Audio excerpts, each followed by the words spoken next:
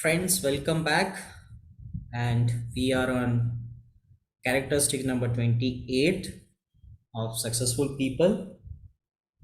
So, the successful people, they are interested in the group as a whole. So, what does that mean?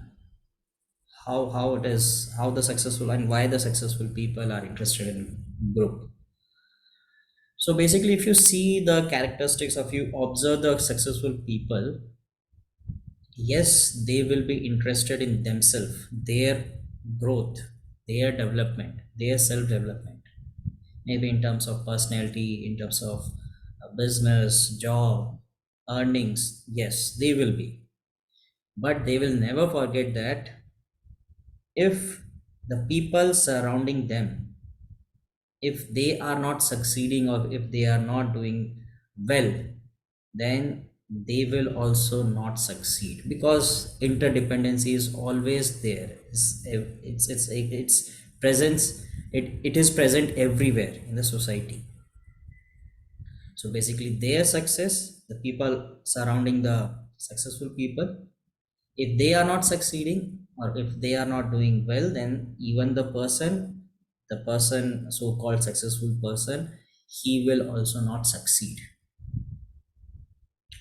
So that is the reason you will see that successful people, they will make all the effort to make the people surrounding them to succeed. Because if there is a no good environment surrounding you, if the people are not happy, then they will sooner or later, I mean, you will also become like one of them.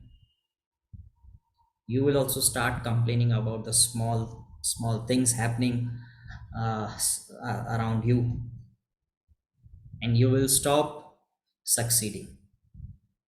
The thought process will change. So it is highly uh, it's highly observed characteristic in the successful people that they will grow all together, not as an individual person. They will take the entire group, and they will that person will support others, so that the entire group will be lifted up. So thank you, people, and let's see what is the next characteristic successful people. Till then, bye, see you soon.